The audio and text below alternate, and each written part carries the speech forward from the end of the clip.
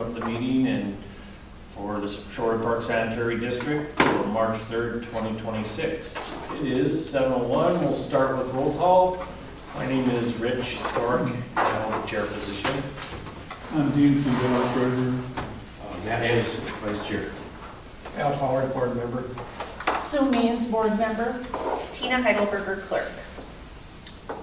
Very good. First order of business would be to approve the minutes from the February 3rd meeting of 2026. Is there any corrections or any information that needs to be changed on the minutes? I noticed on chairman of the board update, Yeah. the last sentence doesn't end. I didn't finish my thought, apparently. I didn't realize that. So just put in what you'd like. Yes. Yeah. Fill in the blank. No, I'll have to go back and make a correction to it and resend it to you guys. My apologies. Okay, So we can approve our I storage, wouldn't approve it right now until I can send it out electronically and you can confirm it or approve it that way. okay, and what is that? I don't know. I'll have to go back and listen to the minute or the video because I don't remember what you'd been into discussion with the resident who's wanting to what. I don't remember what that was. Let me think here.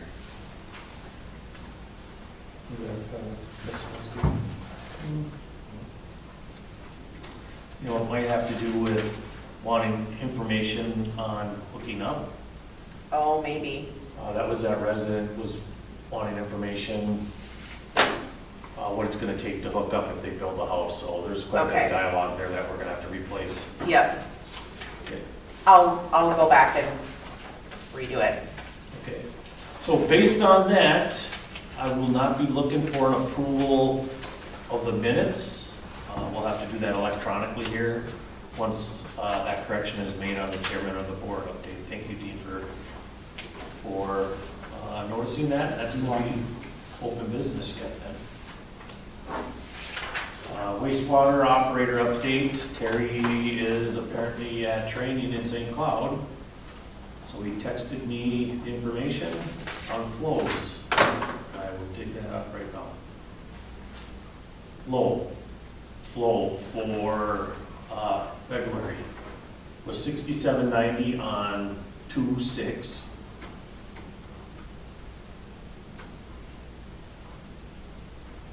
The high was on 218. And that number was fairly high, 15,720. Was I question that number?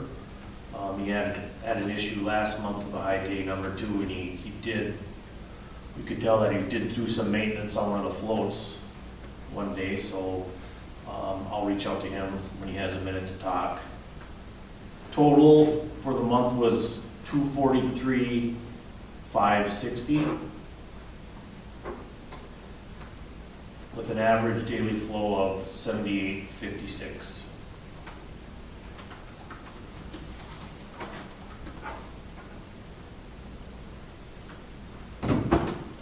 No other information on wastewater update. Pretty slow month in February. All right, we'll move into the chairman of the board update. Most of the information that, or any kind of action that has been going on this last month has been with the expansion. We did have one team's meeting with the EPA representative for the grant, Melky from the EPA.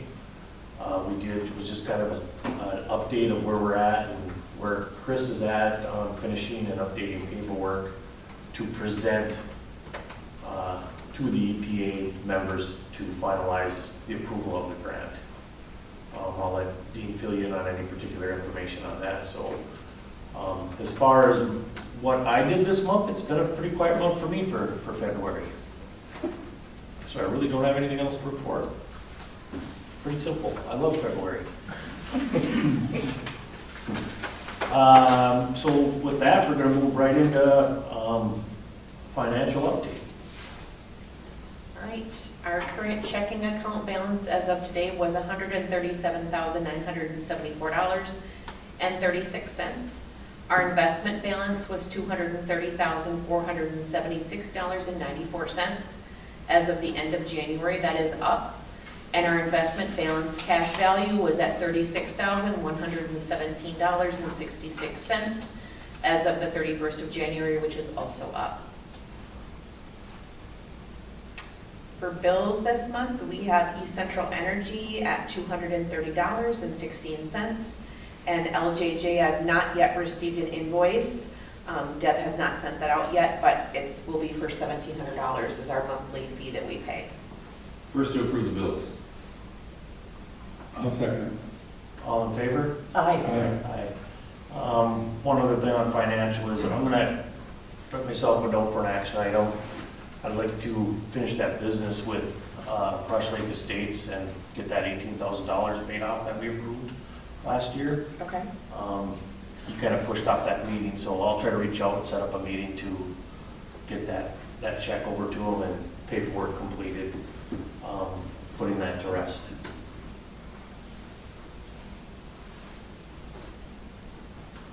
And that's to who? That goes to Rush Lake Estates, and that was for the money that they fronted for the expansion Oh, to cover the original expenses back then. They covered their share for each lot, and then they covered an additional $18,000 because we were out of money at that time apparently.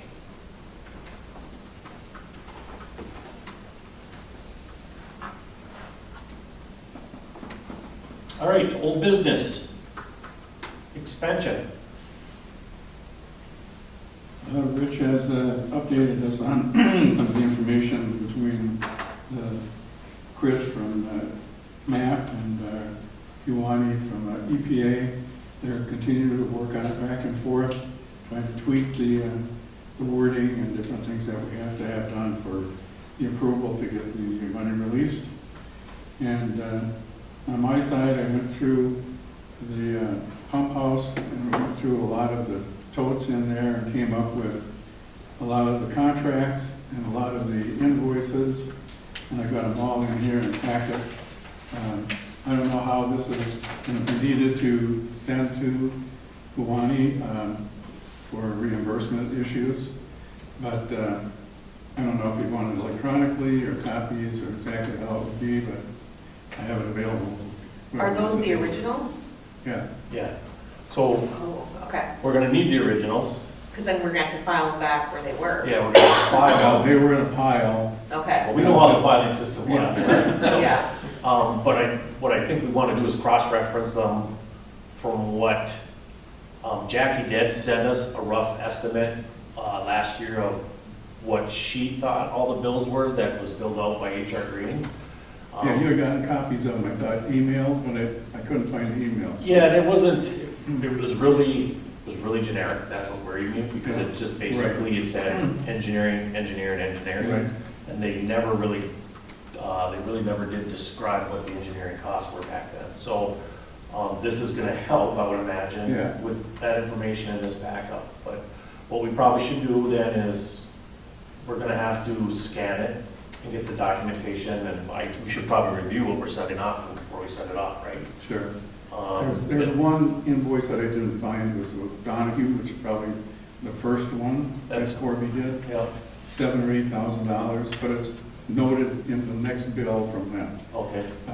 So you have a pretty good paper trail with what's there? Yeah, Okay, all right, so I would say, I think we need to hand it over to Tina, we need to get it all copied and scanned, and then we should probably review it before we send it off to her. We're probably gonna wanna do it in a fairly quick order, because there is probably another meeting with Kiwani here in the next few weeks, I would imagine.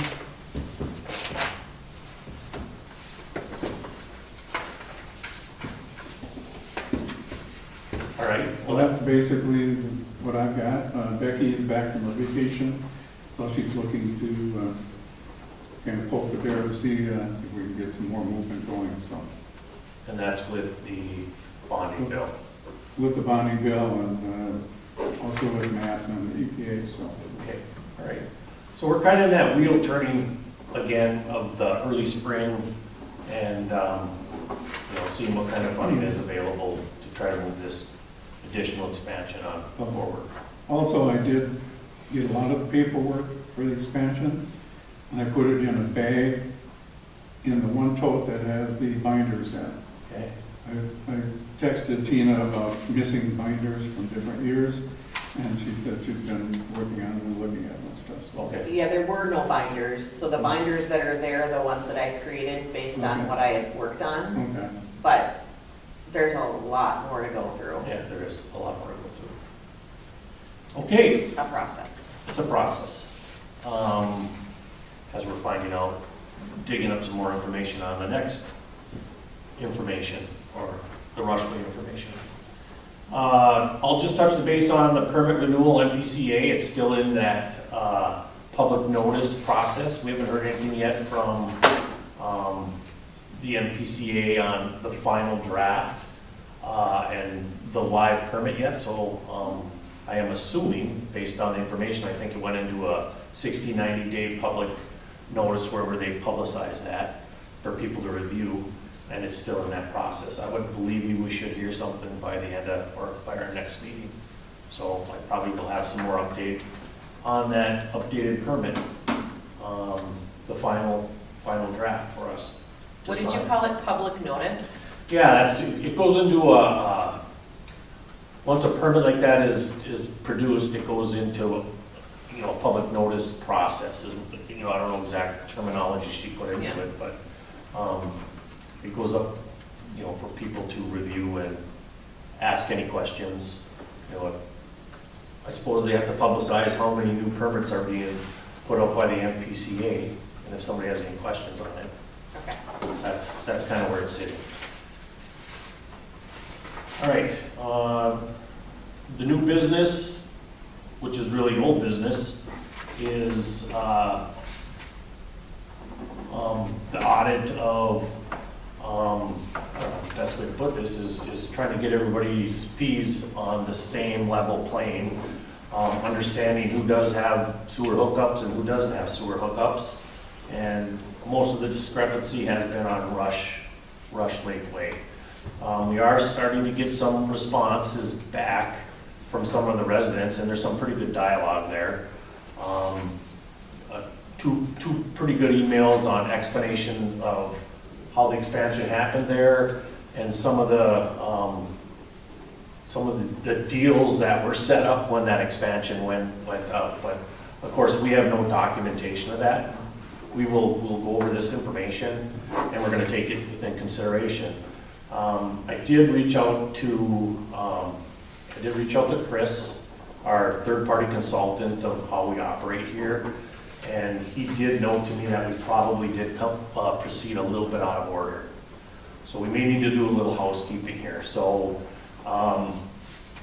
he did mention to us that the first thing was to notify the residents that we thought were affected or not paying the same amount of fees, which we did with the certified letter, and we did ask them to respond. That's the proper procedure, but we should not be billing them for anything until we gather all the information and we kind of come up and make a conclusion by either A, letting them give us some written dialogue or present some written dialogue at a meeting.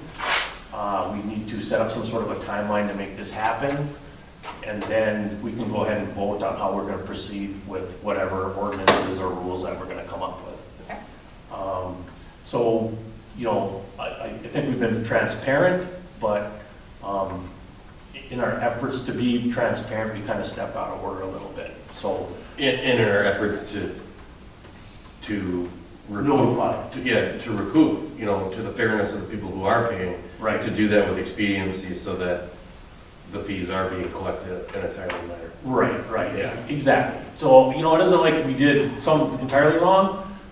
We just have to clean up our housekeeping. So I think what we need to do is, I think we need to make a motion to, basically, we've been invoicing these people, and I don't think we can really invoice these people until we come up with a real good decision. So I think we need to come up with some sort of a motion to back off of the invoices that we produce to these people. So what about the people that have paid? Okay, so some people have paid. That's a good question. How do we want to handle that? Give them a credit. Yeah, do we go give them a credit? Or do we, that's a good question.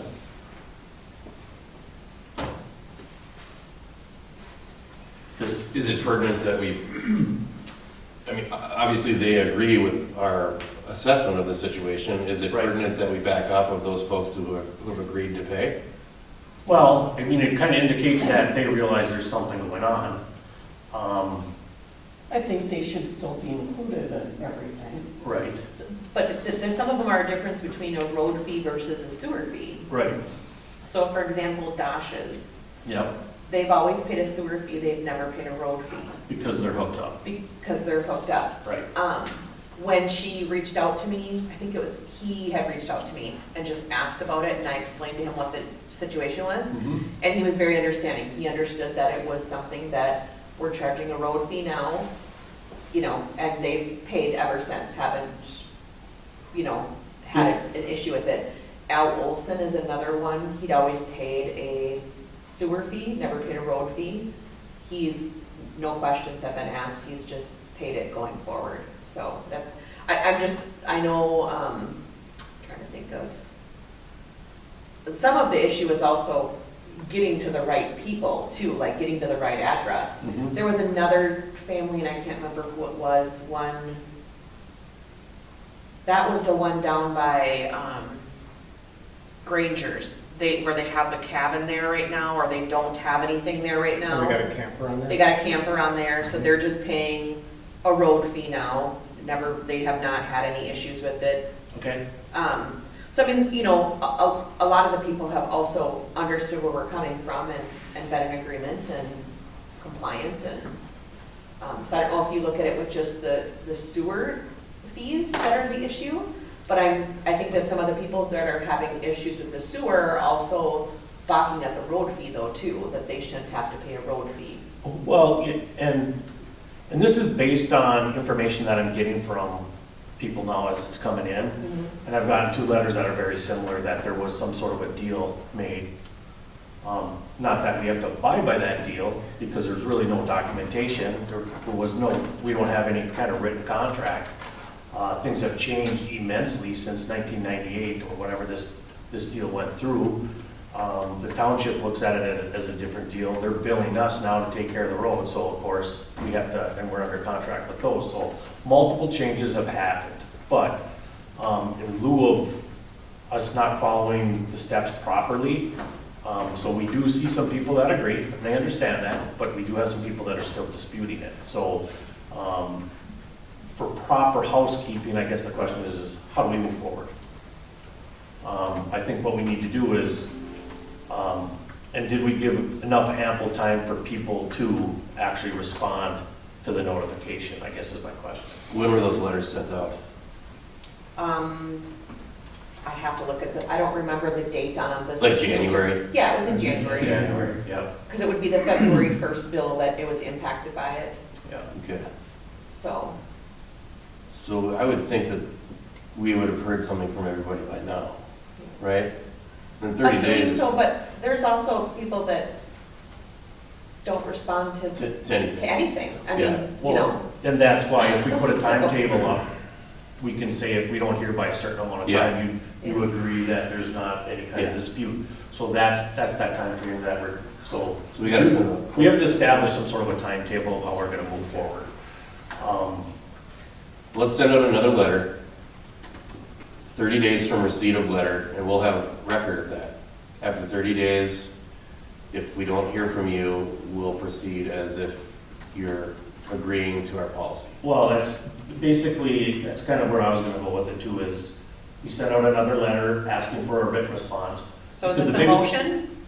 Well, Are you making a we're- motion? Let's brainstorm first. We're Okay. brainstorming here for a second. All right. Okay, so before we come up with a motion, so I think kind of on the same track right now. Yeah.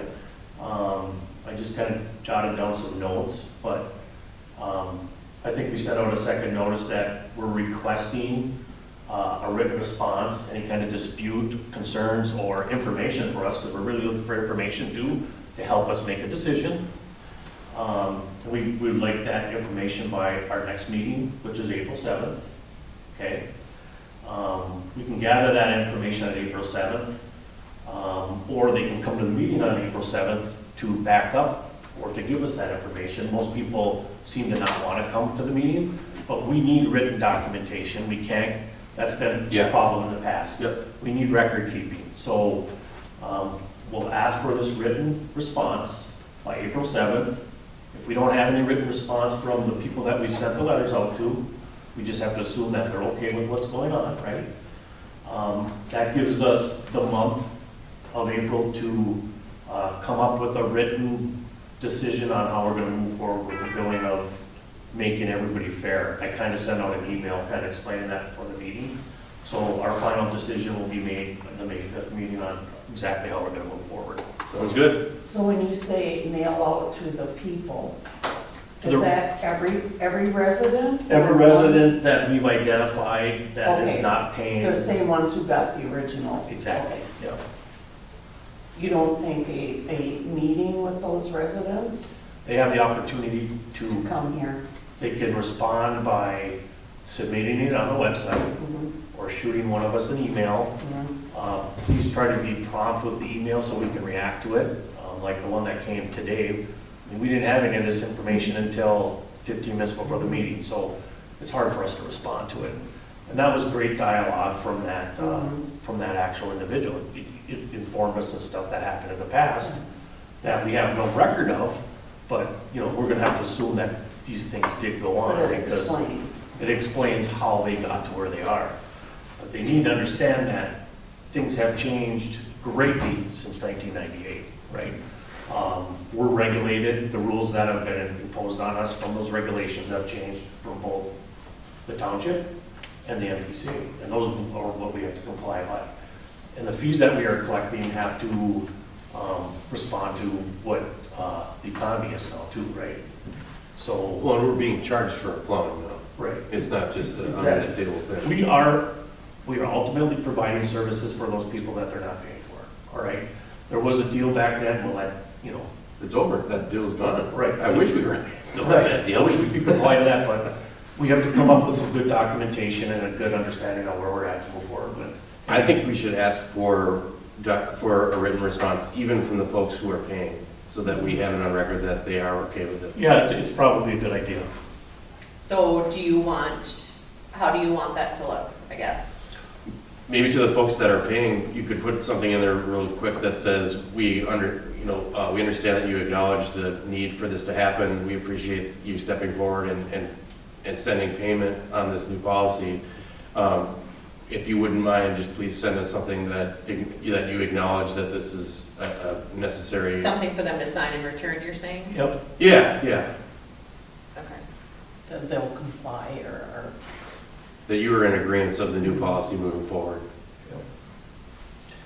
Now, whatever the response is, we'll take it, and, you know, some's gonna be negative, some aren't gonna agree with it, but we'll look at it collectively, and we'll make the right decision that is fair for everybody within the district, because ultimately, sewer or not, they are a member of the Shorewood Park Sanitary District, because our infrastructure goes underneath that road. If we have to tear up that road, we'll have to maintain that road. So it really all comes down to is, they are part of the Shorewood Park Sanitary District. Period. do you have verification that when our roads were plowed the few times this year, that Rushway was also plowed? I can only assume that, but I can only assume that all of our roads are plowed. I don't go and follow them, right? Yeah, no, So. but they're told to. Right, and Okay. they told me, and I trust who we contract with because of the job that he's done in front of my house, that he's doing a good job everywhere else. And we have received 0 complaints since we started this contract with this which is run through the township. That was some of the feedback I got from one of the residents, though, was he was complaining that they weren't getting plowed. Okay, well. And I said, well, and I said, you need to share that information. Immediately. And I said, you know, if there was some complaint about a stop sign, I said, that needs to go to the county. Yep.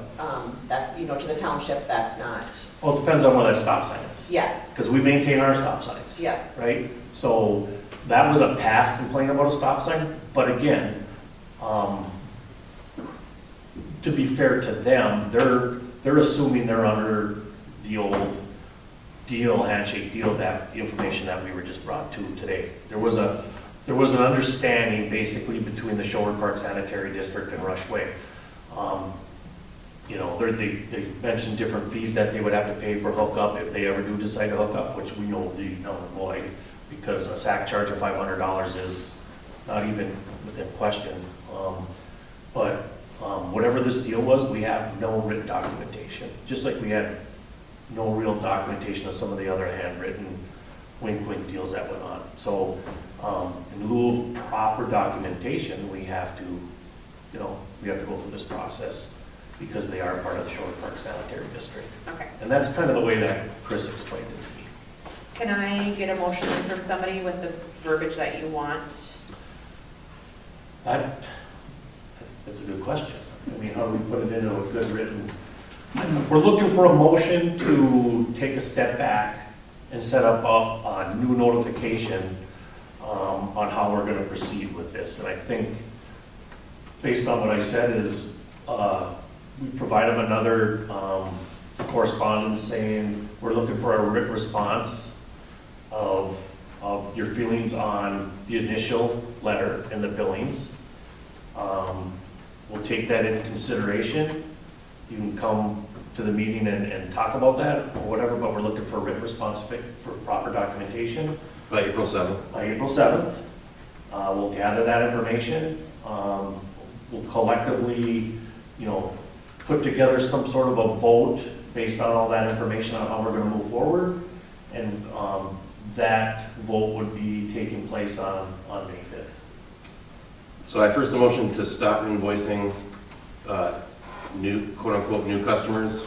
I don't know how we want to phrase these folks, Rushway members, and to formulate a process for reviewing the responses from a certified letter to be sent out to Rush Lake Way residents to be received by April 7th and to be discussed at the April 7th meeting. If no written response is received from some of these residents, we just take that as we're moving forward and they have no complaint. And then we will make our final decision on what type of billing will be taking place and what kind of adjustments will be made. And that will be taking place on May 5th. So they want to ditto my second? I second it. I second your ditto. All in favor? Aye. Okay, motion carries. I just want to make sure I have this correct, so I put motion made by Matt Anderson to take a step back and send a certified letter to each impacted resident requesting written response by 4/7/26 to vote on the decision on 5/5/26. Yeah, I think we can make it as simple as possible. All right. Mhm. Do you want me to send a draft of the letter that I'm sending out to residents, to the group? Yes, before we send it out, yes. Okay.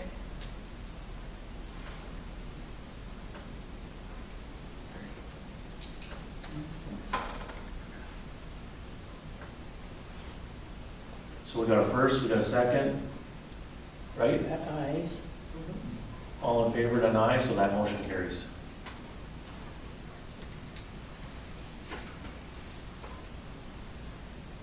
All right, with that, we can move into new business. And the new business is probably just a reboot of some old business from last year.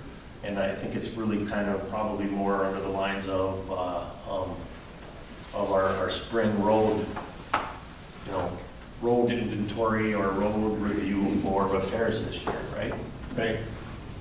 I wasn't sure if we ended up paying for the speed bumps last fall or not, I can't remember. We did not.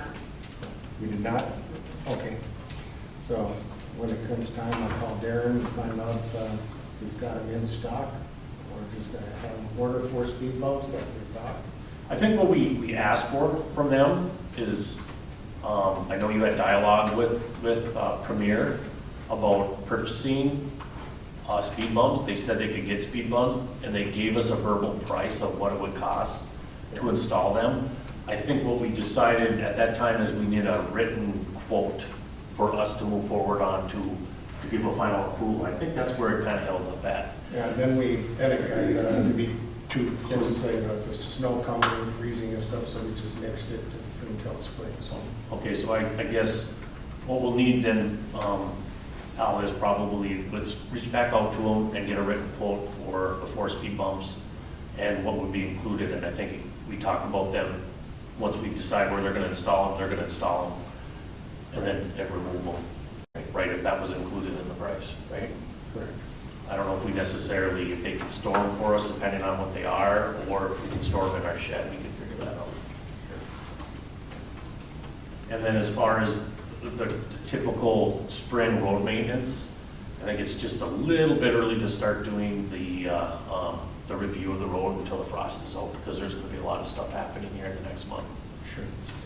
You probably should, when we do that review, we'll bring up that issue that was brought on by Chris Alden about that collapsed culvert, and we'll make that part of the review of the roads. Sure.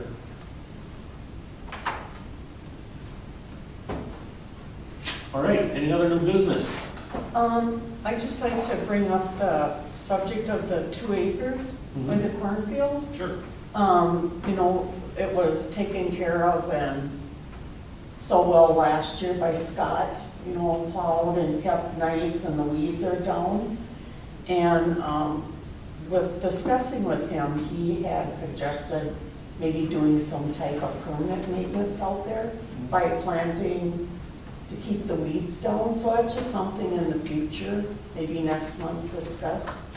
Yeah, could he, I mean, even if it's a communication, if he could kind of jot something Yeah. down and what he thinks the cost, because if he's gonna, I think he indicated that he has no problem planting it. It's something Yeah. that he would Mhm. love to do as Yeah. a resident and, you know, Mhm. invest his time in and, but I would imagine there's probably gonna be some sort of a cost for the Yeah, product. for the product. And if it does keep it down and it's a nice clover instead of that big weed Mhm. patch, Yeah. I think everybody Okay. would approve that, so. What's he want to plant? I like clover, I believe. Yeah, Oh. like clover. It'd be nature, you know, good for the, you know, wildlife and, I guess one of the questions would be is, are they still gonna dump the ash there then, in the fall and then in the spring what ash. From the from the fire pits? Oh. Well, how big a spot does that take? Well, he did it, so, I mean, there might be a corner that he just reserves. Oh, yeah. So I think that just needs to be part of the plan. Okay. Because that worked out really well too. Mhm. That really helped that whole process with the fire pit and the burning and keeping that clean. Because once everybody stepped in and took care of it right away, it was a great process last year. Anything else? Oh, silence, that's great. I guess with that. Oh, real quick, just real quick. That's good. So the trees that we're talking about pruning Yes. on Shorewood Drive, those trees are not on our property. And those shall not be named, may not want us to cut those trees. I just thought about that. Well, if they're hanging over and impeding our access. So we have the right to do it then? Yes. Okay. All right. Yeah, that's, Perfect. there's an easement between the road and that cornfield. Yeah. Okay. He's not gonna cut the tree down, all we're gonna do is prune them back a little bit. Okay. And they were coming into the roadway. No, they are definitely. I just, Well, based on information in the past, and historical, you know, information, I have been around when we have, it's been the district's responsibility for somebody to go up and volunteer their time to trim those back. So, okay. Al's looking forward to trimming them back. We're not gonna knock them down or whatever, we're just gonna take them back a little bit. Yeah. Just don't want anybody getting in trouble.